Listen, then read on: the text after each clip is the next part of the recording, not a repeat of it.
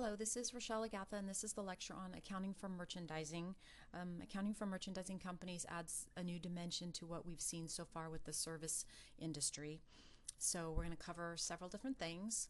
After going through this chapter, you should understand the difference between a merchandising and a service business. You should be able to describe and illustrate the financial statements of a merchandising business, and understand the transactions that go through a merchandising business, which include sales, purchases, transportation, and the difference between the seller and the buyer. Also be able to describe the adjusting and closing process, which is pretty similar to service businesses. The first objective is to distinguish the activities, and we're going to start with reviewing a service business. So a service business had fees earned less operating expenses gave us net income.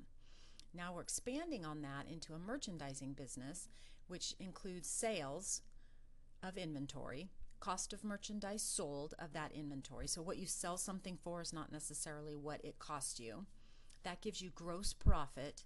Then you back out your operating expenses and you get net income. So you've added a dimension to your merchandising business. This is another way to look at it. Sales less cost of merchandise sold is gross profit. Gross profit less operating expenses is net income. When merchandise is sold, the revenue is reported as sales. So you have a new general ledger account called sales, and the cost is recognized as an expense on your income statement as cost of merchandise sold or cost of goods sold. The cost of merchandise sold is subtracted from sales to arrive at gross profit. So it's just another way to look at it. And profit is what you have before you deduct operating expenses. So hopefully you can start visualizing that your income statement is going to start looking different. Merchandise on hand is what's not sold by the end of a period, and that is called merchandise inventory. So it's whatever you have left. The operating cycle looks just like this. You have a sale.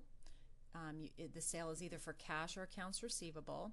Then there's a collection, and then there's a purchasing activity in there as well. So you have to buy things to sell them. So it's a big circle, and they call that the operating cycle.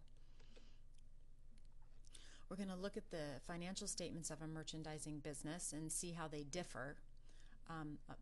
In the previous chapters, we did a single-step income statement, and in this chapter, we're doing a multiple-step income statement. It's divided into sections.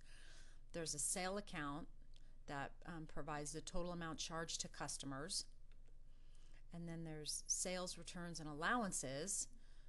So these are things that if people buy something from you and then they return it, that's called a sales return. And then at times you'll offer a discount if they pay timely. And the net of all that is called net sales, and you get net sales by subtracting your sale from your sales returns and allowances and discounts. So here's a little snippet of what it looks like. You start with sales, less your sales returns and allowances, and your discounts gives you net sales. Then you have in a multiple step income statement a cost of merchandise sold or cost of goods sold section. And the sellers may offer customer sales discounts for early payment off their bills, and that's also referred to as a purchase discount. Some other terms you need to understand is on the purchase side, you could have a purchase return. So somebody could buy something, or you the purchaser would buy it, and then you might return it. And sometimes when you return things, the vendor might say, you know what, just keep it and I'll give you an allowance because it's not worth sending it back to me and putting it back on my shelf. So within the purchases, this is a snippet of what it looks like. You have purchases. Then you might return some of those purchases, get a discount on some of them, and then you have net purchases. So we looked at the little sales piece and we looked at the little purchase piece. Okay, so if you put the purchase piece into the cost of merchandise sold section, you start with beginning inventory. You add your purchases, less your discounts and your returns and allowances, gets you net purchases. You add in your transportation, if you have transportation costs, and that is called cost of merchandise purchased. So that right there is the total purchased amount.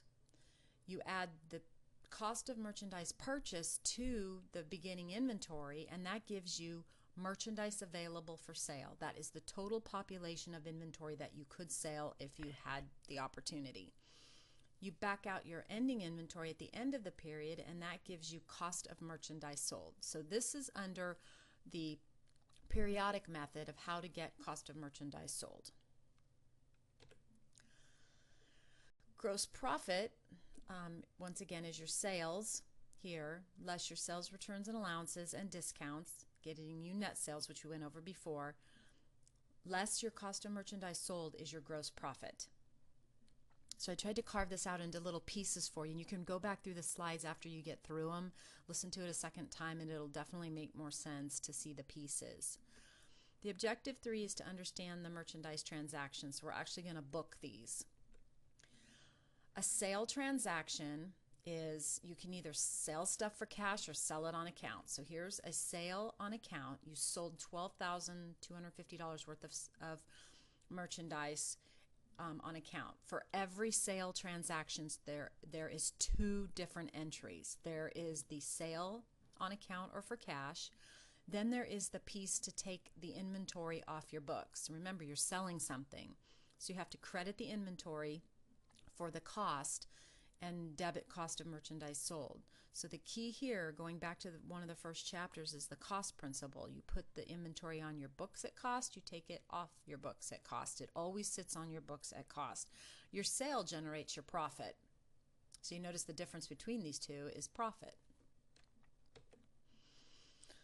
Okay, when you start selling inventory, you have credit terms, and you're going to see things like 210 net 30. What that means is a 2% of the invoice amount is allowed as a cash discount if you pay it within 30 days.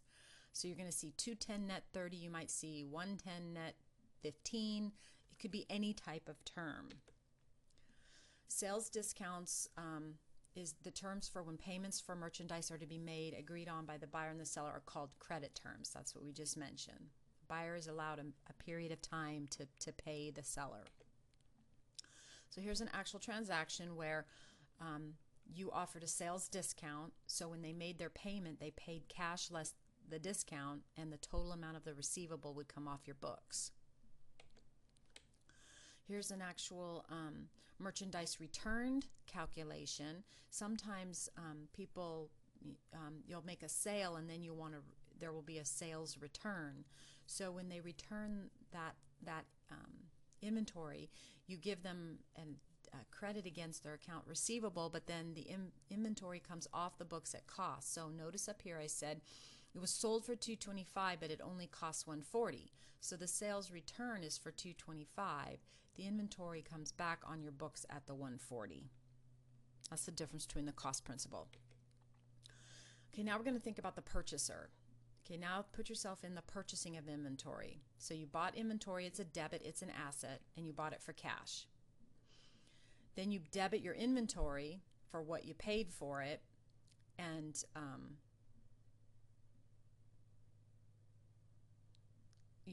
this would just be an example if you bought it on account. I'm sorry. So the first one is inventory paid for cash. The second example is inventory paid on for credit. So you basically said, I'll pay you later. Notice that the debit is the same. Sometimes you'll return things and then you'll make a payment on the account. So here's an example of issuing a debit memo. You were issued a debit memo for $300 because you returned it. So you return the inventory, you credit it, and you debit your accounts payable, reducing your accounts payable. And then you paid the accounts payable off for what you owed. So it was originally the $25.10 here, see, $25.10, less the discount or the return, I'm sorry, it gives you the $22.10 for the total amount to be paid, because you can't pay more than what you owe on the account. Here now is a payment with a discount.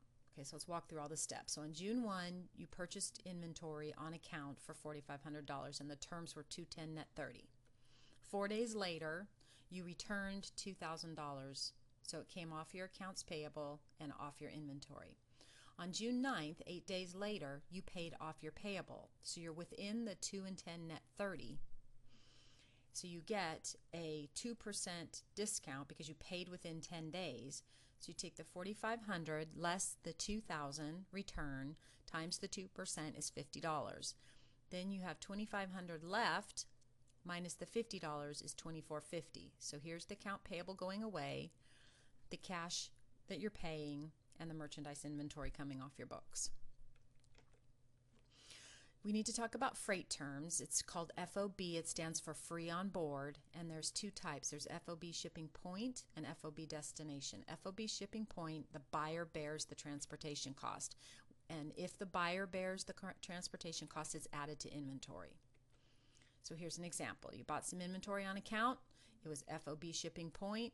You add $45 into inventory because it is a cost to get the inventory to your shelf. That's the cost principle. The next one is FOB destination. The seller bears the transportation cost, and it is a cost called delivery expense or freight expense.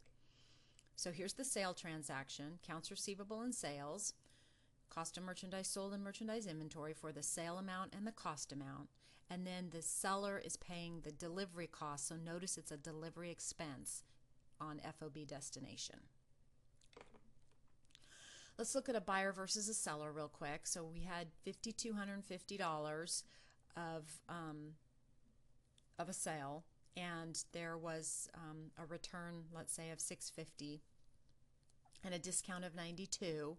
So I'm showing you that the seller would have a cash amount of $4,508, a discount of $92, and accounts receivable coming off your books for the full amount. The buyer, on the other hand, is going to have the $4,600 AP coming off the books. Notice that these two agree. And the merchandise inventory is going to be decreased by $92 for the discount that was provided. And then the cash is the difference. So there is a page in your book that does a whole set of transactions, and I would go through those one by one and make sure you see the big picture difference between the buy and the sell. So if you're doing a physical inventory and you're tracking a perpetual inventory, you can keep track of shrinkage, and that's what we call inventory that slips away. Basically, you have a perpetual inventory system. You track every buy, every sell, and you do a physical count once a year, and the difference then would be what we call shrink. And you would book that to cost of merchandise sold, or you could book it to a shrinkage account. Not very many companies use a perpetual inventory system unless they have a really good accounting system, I'm finding. But it is a way to keep track of your costs. Okay, let's talk about periodic versus perpetual. Perpetual is what we've been looking at the whole way through. Periodic system is what a lot of companies do that are small, or they just don't have the resources to keep track of inventory. Revenues are recorded when sales occur, just like under a perpetual, but there's no inventory recorded or cost of sales until you do a physical inventory, and then you adjust inventory on your books. So at some point you have inventory on your shelf. As you buy things, you debit it to a purchase account, like we showed earlier, how you backed into cost of goods sold. And then at the end of the year, you do an ending inventory, and that's how you get your cost of goods sold. So that's the periodic system. In summary, this was a merchandising business. We talked about the operating cycle from the sale through putting it on account, making payments, getting discounts with credit terms, to purchasing back around again. We talked about sales and purchase transactions and financial statements. So there is a lot in this chapter. This is the first chapter that's getting meaty. Please read the chapter, go through all of the exercises and problems. Send me any questions you may have, re-listen to the lecture, but please really pay attention, because from here on out we're going to be adding quite a bit of depth to what we're doing. So thank you.